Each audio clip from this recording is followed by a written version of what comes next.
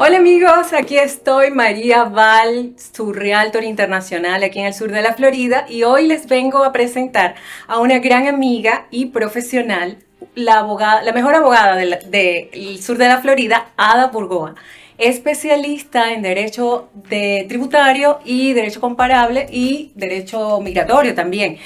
Quiero hablar un poco porque nosotros vamos a hablar hoy de los secretos para los inversionistas en la parte legal. Por favor, Ada, háblame de ti un poco, de cómo podemos ayudar a los inversionistas, aspectos importantes. Gracias, María. Mi nombre es Ada Burgoa, soy abogada en Florida. Como dijiste, tengo maestría en Derecho Tributario y Comparado. Y mi especialidad es realmente ayudar al extranjero a su planificación migratoria, premigratoria, patrimonial y tributaria para minimizar todo lo que vendrían siendo los impuestos que tienen los extranjeros y también ayudarle a realizar sus sueños inmigratorios en los Estados Unidos. Excelente. Una de las grandes preguntas que me hacen los inversionistas que quieren comprar, pero tienen cierto temor a la hora, porque piensan que es muy complicado el sistema tributario aquí en Estados Unidos. Yo quisiera que tú me hablaras un poquito, ¿qué más, o sea, cuáles son los aspectos más importantes que ellos deben tomar en cuenta a la hora de hacer una inversión inmobiliaria aquí en el sur de la Florida? Esa es una muy buena pregunta, María.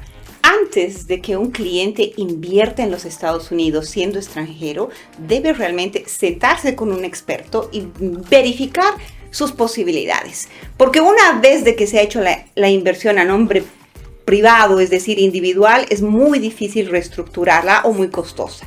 ¿Qué es lo que pasa? Cuando un extranjero que no es residente o no es ciudadano americano decide tomar una decisión de invertir en los Estados Unidos, debe tomar dos consideraciones. Una, el impuesto al ingreso, y otro, el impuesto a las sucesiones, es decir, sucesorio. ¿Qué es lo que pasa?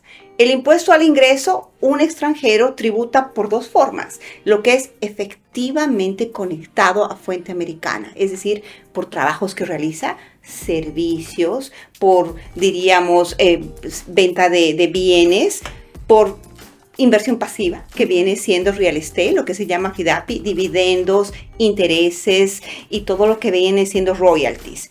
Por eso, si un extranjero decide, tiene que realmente pensar, ok, yo voy a invertir en los Estados Unidos, tengo que hablar con un especialista y vamos a medir cómo minimizamos esto, es cómo estructuramos la inversión.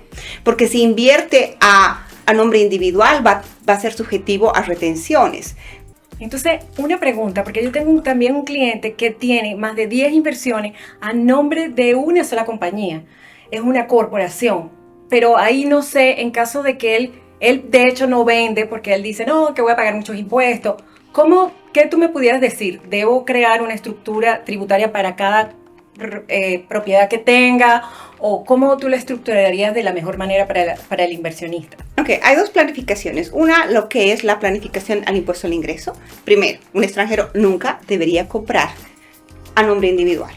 Jamás. Porque automáticamente si compra a nombre individual y no es residente y no tiene, diríamos, una green card, ni es ciudadano, ni cumple lo que es la presencia sustancial, o si alquila a nombre individual su propiedad, va a tener también la misma retención sobre los alquileres. Entonces, ahí vamos a la segunda pregunta. Muy bien, tenemos que pensar en una estructura, pero ¿cuál es esa estructura?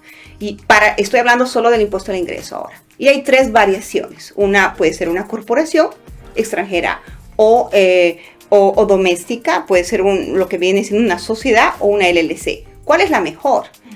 La respuesta es simple. Corporación no es tan eficiente. ¿Por qué? Porque la corporación es una entidad, diríamos, separada, con vida propia y tiene doble tributación.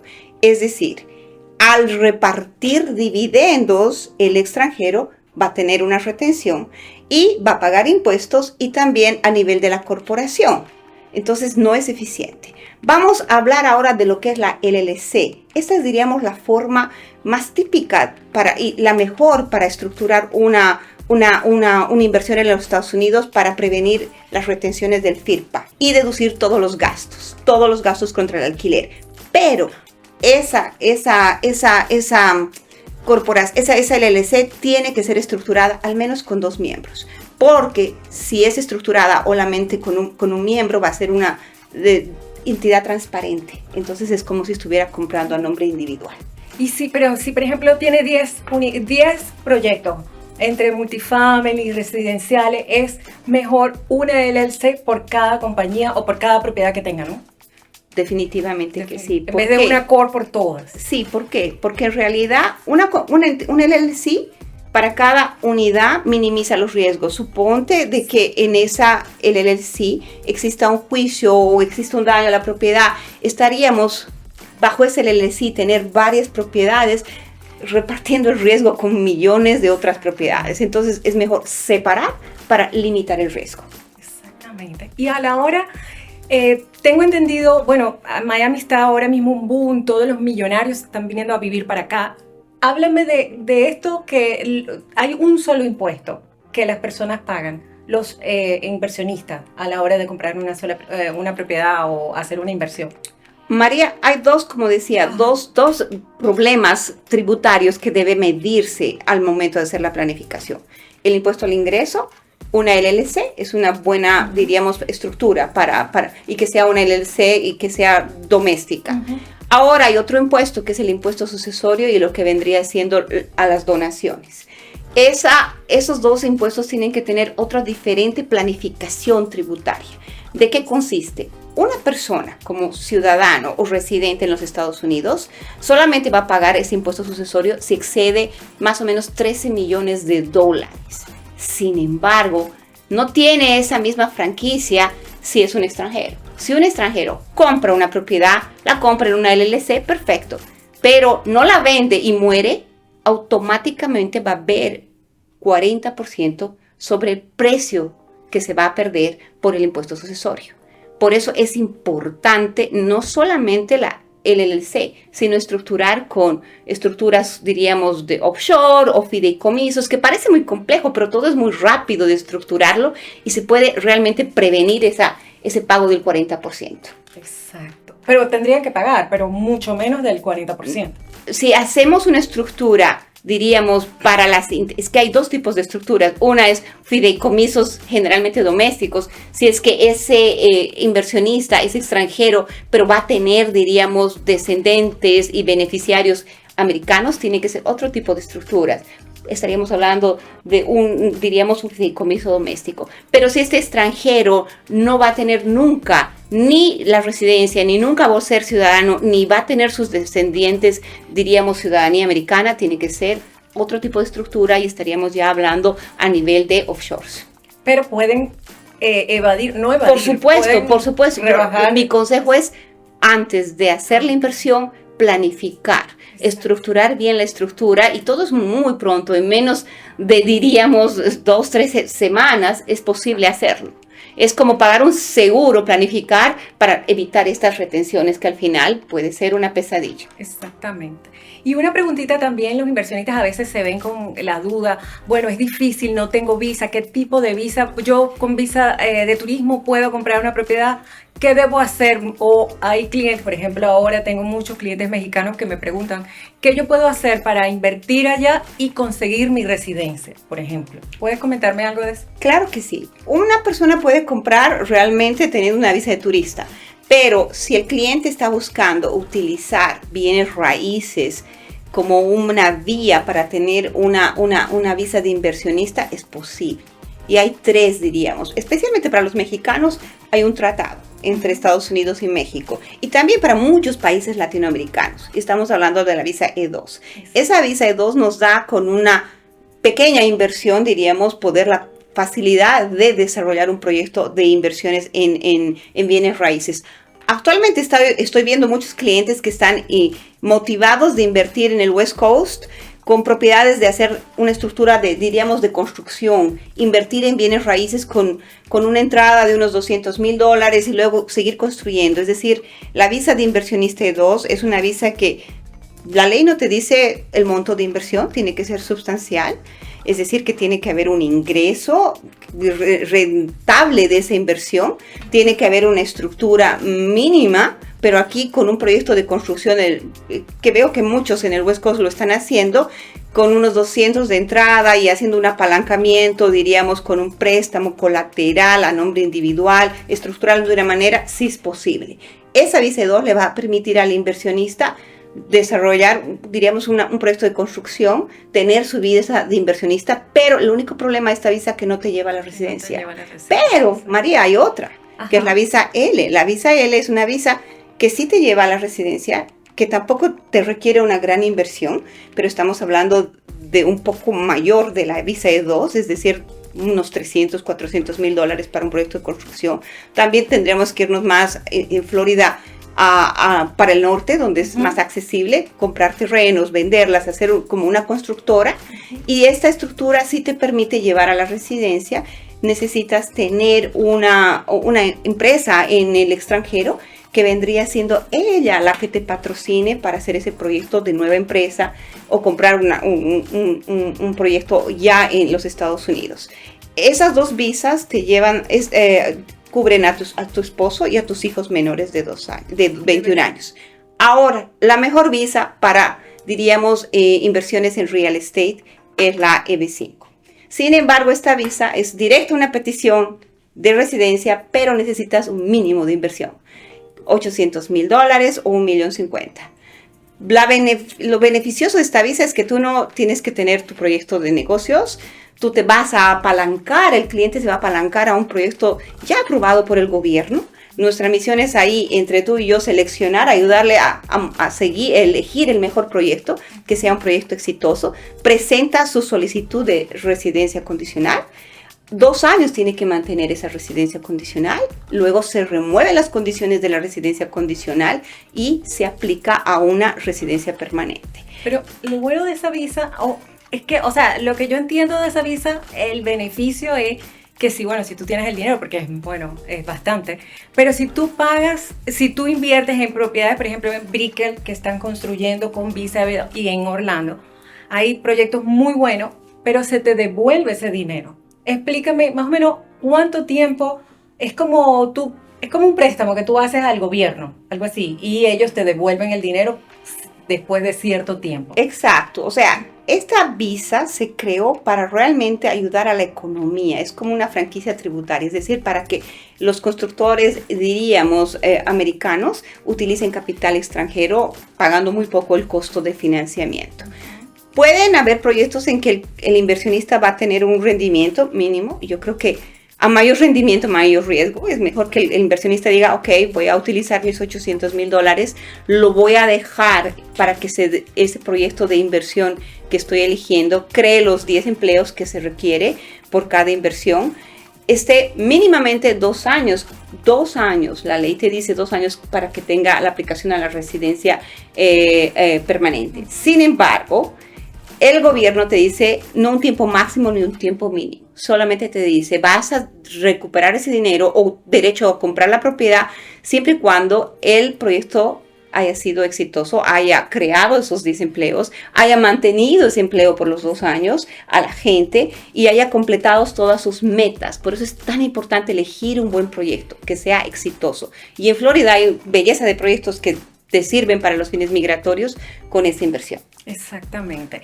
Por ejemplo, si un cliente paga, yo sé de aquí de proyectos en Brickell que la inversión mínima es $1,50,000, que ya están muy adelantados en construcción, ya hay etapas entregadas. Por ejemplo, ¿qué pasa eso? Igual, si el proyecto se entrega, por ejemplo, el año que viene, todavía el cliente tiene que esperar los 24 meses, o sea, los 2 años para que le devuelvan el dinero o se lo pueden devolver antes. Siempre son 2 años. Siempre son 2 años para que él aplique a la devolución. Las condiciones de la devolución son negociables con el proyecto. Ya sea que él va a recibir qué interés, cuándo le van a devolver, eso se hace todo en el acuerdo que se hace entre el inversor y el proyecto. Y también si es que va a comprar el inmueble o cuáles son las condiciones, cuándo se va a tener el derecho de ser devuelto. Excelente.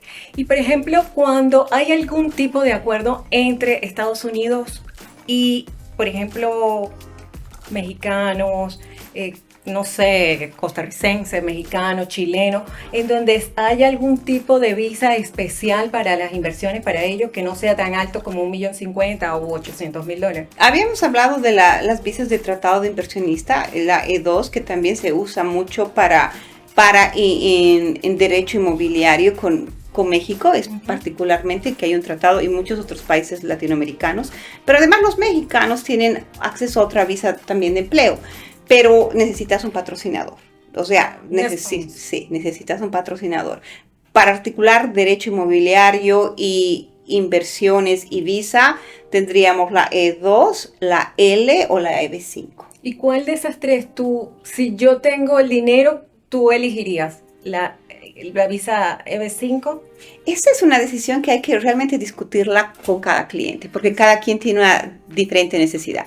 Si es un cliente que realmente ha trabajado toda su vida y lo que quiere es disfrutar de la seguridad que le da Florida, del confort que le da, diríamos, vivir en Florida y no estarse preocupando en emprender un negocio, la EB5 es la mejor opción. Te va a llevar a la residencia, vas a estar realmente haciendo cualquier otra actividad y no tener que cumplir las metas de una visa de inversionista. Ahora, si es el cliente emprendedor, está en la edad de emprendedor y quiere realmente tener su propio negocio y tiene su visión de hacer, ya sea en real estate o cualquier otro negocio, la L, si es que tiene la estructura.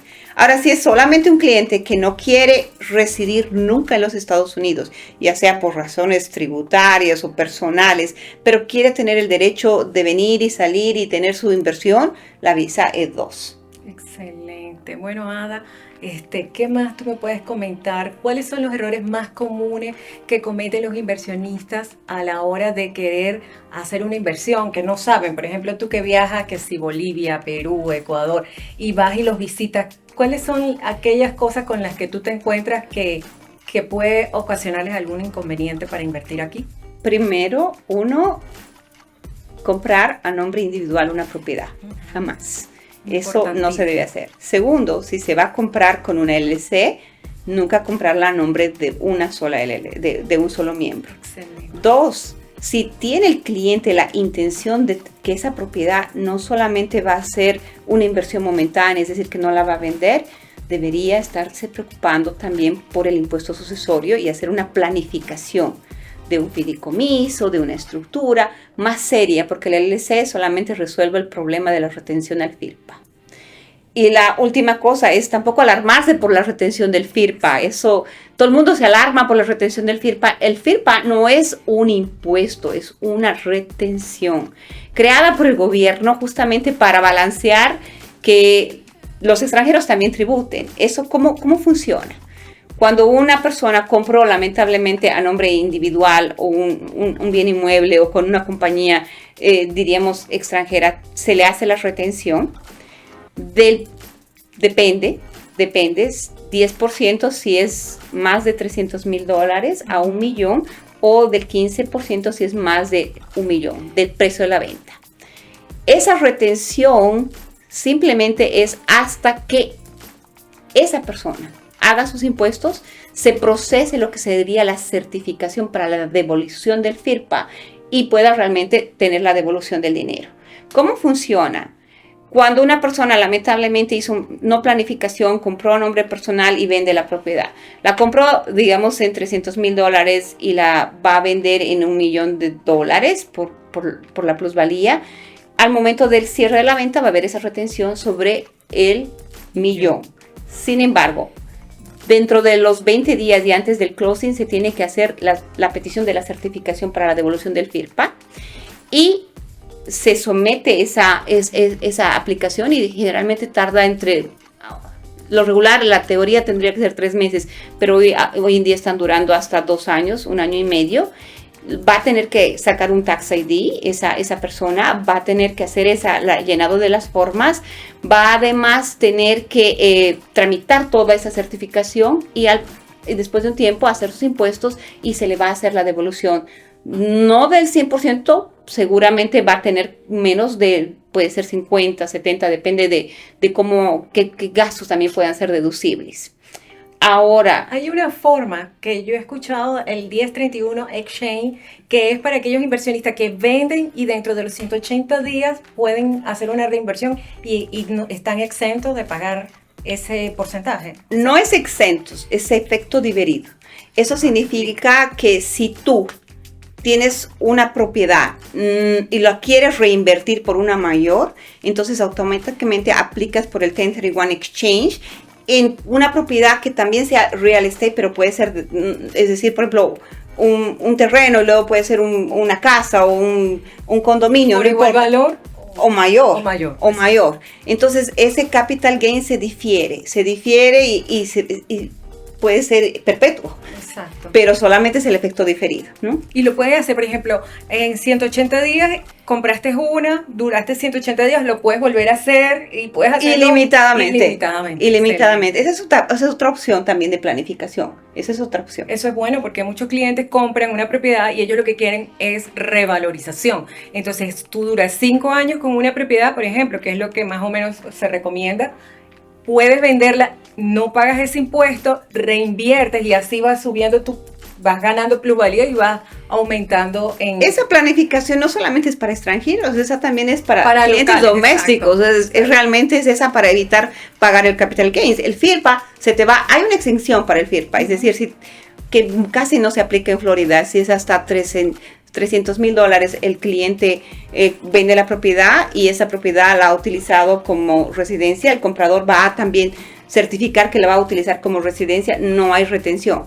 Si es más de 300,000 hasta el millón, pero y además tiene que haber esa certificación de que el comprador la tiene que usar durante 2 años como residencia, el 50% cada año, va a haber la retención del 10%. ¿Y el FIRPA solo es para extranjeros? Sí, solamente para extranjeros. Si eres cliente doméstico, generalmente el 1031 exchange es perfecto, ¿no? Porque vas difiriendo tus capital gains. Entonces, el extranjero puede trabajar con el FIRPA y puede trabajar también con el 1031. Excelente. Ajá. Y también hay una cosa, hay unas maneras legales de evadir la retención del FIRPA. Si es, por ejemplo, el extranjero tiene un green card, no va a haber retención. Si el extranjero cumple lo que tendría las exenciones de los requisitos de sustancia presencial para efectos tributarios. Es decir, 183 días de presencia física en un periodo de 3 años. El primer año corre 100%, es decir, que el cliente haya estado 183 días y se vuelve, diríamos, un sujeto tributario como doméstico, y los 2 años precedentes es el 33% de presencia física que se va a ver y el 16% el año precedente. Si en la totalidad tenemos 183 días, es una fórmula, no va a haber retención. Hay clientes que realmente no tienen el green card, pero cumplen esa sustancia presencial. Entonces, automáticamente el abogado puede decir no hay retención en este caso y luchar contra el FIRPA. Excelente. ¿Y el FIRPA se puede transferir? Es decir, si yo, por ejemplo, como vendedor, quiero vender una propiedad y no quiero pagar el FIRPA, ¿puedo hablar con el comprador y decirle, mira, quédate con el FIRPA? No sé, dale algún tipo de ventaja, ¿no? No realmente, porque el comprador, si tú estás defendiendo ahora y nos pongamos en el sombrero del comprador, el comprador es el obligado a retener ese impuesto. Si no hay esa retención del FIRPA por X o Z, la administración tributaria puede ir otra vez y volver contra el comprador. Sí, él es el agente de retención, ni siquiera la compañía de título. Increíble, porque a mí me han llegado inversionistas que han querido comprar propiedades y el dueño le dice, no, mira, yo te transfiero el FIRPA, yo te bajo un poquito, te manejo el precio, te la vendo a ti. Eso pasó mucho en la pandemia. No aceptar si estás al lado del comprador, porque esa responsabilidad va. Nunca aceptar. O tampoco, como hay algunas partes muy creativas en medio de la transacción, entre el día del contrato y el closing, el vendedor dice, oh, pero yo tengo mi hijo y la voy a transferir a un doméstico, a un ciudadano, a un residente, para que no se evite la retención. Peligro, no aceptar eso si estás al menos del lado del comprador. ¿Por qué? Porque la administración tributaria puede volver a revisitar la transacción, recaracterizarla. ¿Y a dónde va a ir? Al comprador. Al comprador se va a hacer responsable. Sí, y el vendedor eso lo puede catalogar como un gift, y ahí estamos hablando no del 10 ni el 15%, sino de una alícuota mayor. Ok, señores, ahora tenemos un invitado aquí en el canal que vino a hacerle una consulta a la abogada, el señor Juan Pablo Salcedo, quien va ahora mismo a preguntarle a Ada algo que está muy interesado en saber acerca de inversión. Sí, efectivamente, la consulta que tengo es, tengo un socio con el que trabajo, y nos gustaría, bueno, principalmente las empresas que tenemos en el país, que son varias, pero principalmente una agencia de turismo y un hotel, reestructurarlo para que se maneje desde aquí y se pueda, bueno, hacer los pagos de los turistas y todo, que llegue acá y, bueno, se haga el servicio allá de igual manera. Excelente. Ok. Esa no es una pregunta de inmigración, sino es una pregunta de planificación. Mira, hay dos opciones para el cliente específico y entiendo muy bien lo que está pasando ahora en Bolivia con las restricciones de los bolivianos. Opción una sería que el cliente no incorpore ni registre ninguna entidad en los Estados Unidos, simplemente abra una cuenta bancaria como una entidad extranjera. Esa cuenta sería una cuenta en dólares de la empresa extranjera boliviana. Existen diferentes opciones para los bolivianos de bancos domésticos en los Estados Unidos que les pueden abrir las cuentas con un mínimo de $25,000 que tengan que mantener para tener que no pagar, diríamos, penalidades de mantenimiento de cuenta. Esa es la opción una, si es que esa cuenta va a ser simplemente para que los clientes paguen, pero los servicios sean, diríamos, en Bolivia. Ahora, si el cliente quiere realmente... Con respecto a eso, tu cliente tiene visa de turismo, o sea, el dueño. ¿Puede una persona abrir una cuenta bancaria de compañía aquí con visa de turismo? Por supuesto que sí, porque quien abriría en este caso la cuenta sería la compañía. La compañía. Tendríamos que verificar la compañía, estados financieros, bancarios, escritura de constitución social en Bolivia. Esa cuenta simplemente va a ser una cuenta extranjera para una compañía. Pero también María puede abrir una persona individual una cuenta en los Estados Unidos siendo extranjero, con menos dinero. $5,000 puede ser para cliente doméstico. Para los bolivianos, lamentablemente, cada vez las restricciones están siendo mayores. Todavía se puede para bolivianos. Tengo bancos muy respetables aquí en Estados Unidos que están dispuestos a abrir una cuenta extranjero a boliviano con $5,000. Si no, para compañías solamente $25,000. Para otro tipo de cliente latinoamericano con $5,000 es posible. Okay. Ahora, volviendo, hay la otra opción. Es decir, el cliente quiere tener una empresa americana por razones diversas. Es factible crear, diríamos, una empresa totalmente independiente o hacer que la empresa boliviana se domestique como una empresa en Florida o en el estado que quiera. Sin embargo, ahí hay que ver el caso bien específico y los intereses que tiene, porque el momento que ya se realmente cree una empresa en Estados Unidos, esa empresa va a tener renta mundial, es decir, que va a tributar por ingresos que provengan en Estados Unidos como también ingresos en Bolivia. Es una empresa como una empresa americana, tiene renta mundial. Entonces eso hay que manejarlo muy, muy, muy cuidadosamente si es que el cliente no quiere tener ese efecto y solamente quiere una cuenta bancaria. Ok, gracias. Gracias. Bueno, Ada, aquí llegamos al final de nuestra entrevista. Muchísimas gracias. Por favor, no dejen de seguirnos para muchas más interesantes entrevistas con profesionales como Ada. Y te agradezco mucho la oportunidad.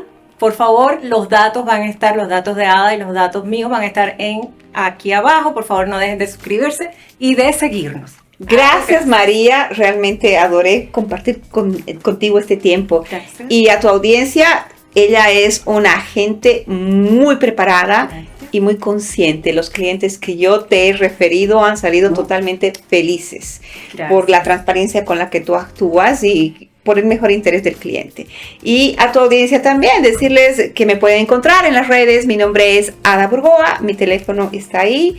Cualquier consulta voy a ser feliz de realmente compartir con ustedes y ayudarles, ya sea en sus inversiones o en sus sueños migratorios. Excelente, gracias amigos, hasta luego.